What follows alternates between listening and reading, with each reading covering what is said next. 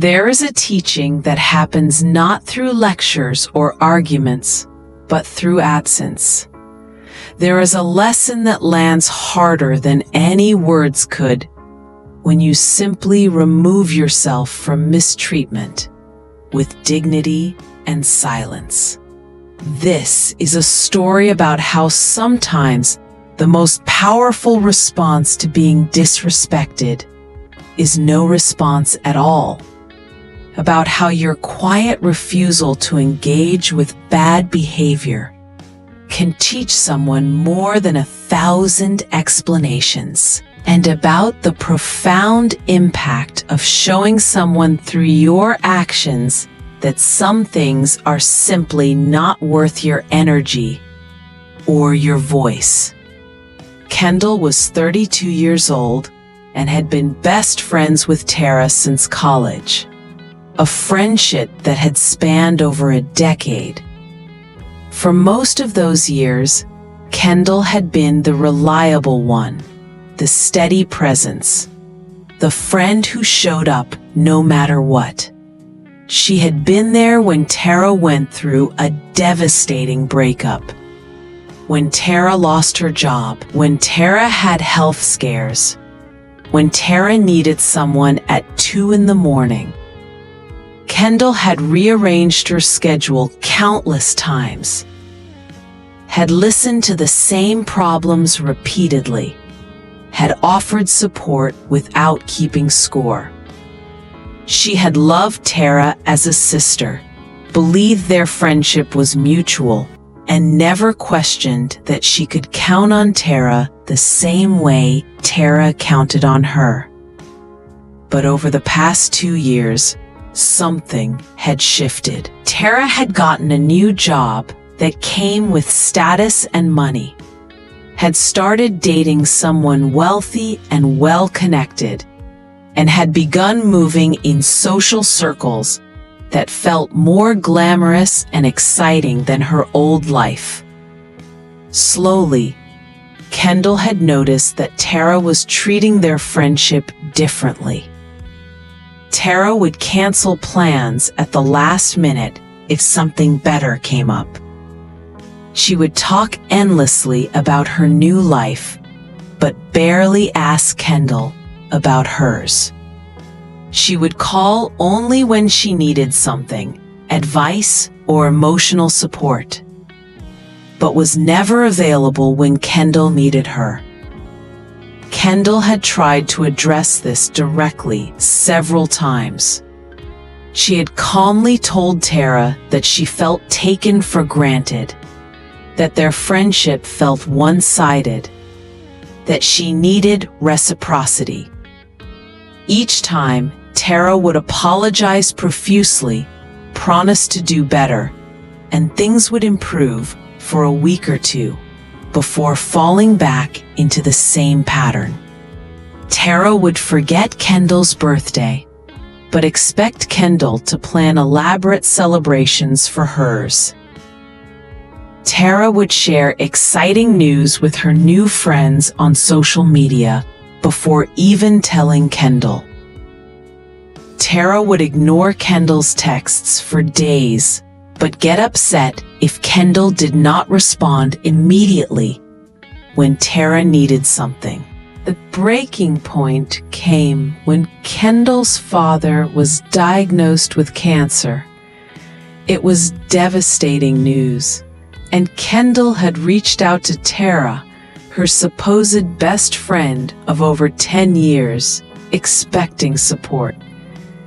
Tara had responded with a brief, "So sorry to hear that," sending positive vibes text, and then had not checked in again for 3 weeks. When Kendall's father went into surgery, a terrifying experience where the outcome was uncertain, Tara was posting on social media about a luxury vacation she was taking with her new boyfriend. She had not once asked Kendall how her father was doing, how Kendall was coping, or if there was anything she could do to help. When Tara returned from her vacation, she had texted Kendall a long message about all the stress she had been under at work and with her relationship, completely oblivious to the fact that Kendall was dealing with a parent's life-threatening illness. That was the moment Kendall realized that this friendship was not salvageable. It was not about Tara being busy or going through a phase. It was about Tara fundamentally not caring about Kendall's life unless it directly affected her own. So Kendall made a decision. She did not send an angry message. She did not write a long explanation of why the friendship was over. She did not try to make Tara feel guilty or understand the depth of her hurt. She simply stopped responding. When Tara texted, Kendall did not reply. When Tara called, Kendall did not answer. When Tara reached out on social media, Kendall remained silent. There was no drama, no confrontation, no final conversation. Just silence and absence. At first, Tara did not even notice. She was too wrapped up in her own life to realize that Kendall had gone quiet. But after a few weeks, when Tara needed advice about a work situation and texted Kendall, expecting an immediate response that did not come, she started to wonder what was going on. She sent a few more texts asking if everything was okay. Still nothing from Kendall. Tara tried calling. The calls went unanswered. Tara sent a message saying she felt like Kendall was ignoring her. Silence. This went on for months. At first, Tara was confused, then annoyed, then angry. Who did Kendall think she was, ignoring her like this? Did not their decade-long friendship mean anything? But as time passed and Kendall's silence continued, without any explanation, without any drama, without any engagement at all, something started to shift in Tara. She started to look back at how she had been treating Kendall. She started to notice patterns in her own behavior that she had been too self-absorbed to see before. Tara remembered the time Kendall had tried to tell her she felt neglected, and Tara had brushed it off. She remembered Kendall's father's diagnosis and realized with crushing shame that she had barely acknowledged it. She remembered all the times Kendall had been there for her, and how few times she had returned that support. She remembered canceling plans with Kendall to do things with people she barely knew because those things seemed more exciting or beneficial to her social status. She saw clearly for the first time that she had treated her most loyal friend like a convenience, like a resource to tap into when needed, but ignore when not useful. What made the lesson so powerful was not that Kendall had yelled at her or tried to make her feel guilty. It was that Kendall had simply removed herself with such complete finality. There was no begging for attention, no dramatic ultimatums, no attempts to make Tara understand, just quiet, dignified absence.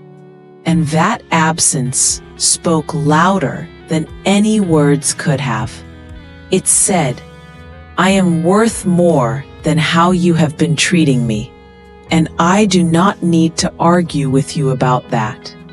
I am simply going to invest my time and energy in people who recognize my value." 6 months after Kendall's silence began, Tara found herself in a therapy session trying to process why this loss was affecting her so deeply when she had so many other friends and such a full social life. Her therapist asked her a simple question. What did Kendall's silence teach you that you did not learn from her words? And suddenly, everything clicked for Tara. Kendall's words had been easy to dismiss because Tara knew Kendall would still be there afterward. She could apologize, promise to change, and then continue the same behavior because Kendall always forgave her, always came back, always gave her another chance. But Kendall's silence taught her that eventually people do stop forgiving, do stop coming back, and do reach a point where they value themselves enough to simply walk away.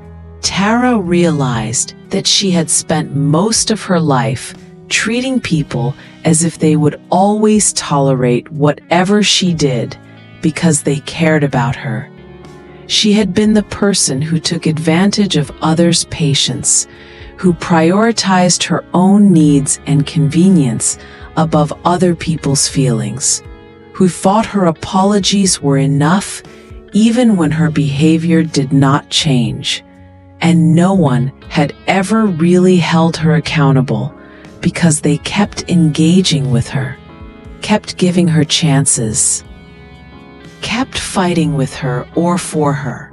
But Kendall had done something different. Kendall had shown her through silence that respect is not negotiable, that some behavior is simply not worth engaging with, and that walking away is sometimes the most powerful response to mistreatment. The lesson was uncomfortable and painful, but it was necessary. Tara started examining her other relationships and saw similar patterns. She started making actual changes, not just promising them. She reached out to other people she had treated poorly and made genuine amends. She started showing up consistently, listening more than she talked, and reciprocating the care people gave her. She became a better friend, a better partner, a better person. And it all started because Kendall had respected herself enough to simply stop participating in a dynamic that was hurting her. Tara did eventually write a letter to Kendall, not asking for forgiveness or reconciliation, but acknowledging what she had learned. She wrote that Kendall's silence had taught her that people do not owe you endless chances, that actions matter more than apologies, that sometimes the kindest thing someone can do is remove themselves from your life so you are forced to see your own behavior clearly. She thanked Kendall for that lesson, even though she knew it meant their friendship was likely over. She sent the letter, not expecting a response, and she did not receive one. But the lesson had already been learned.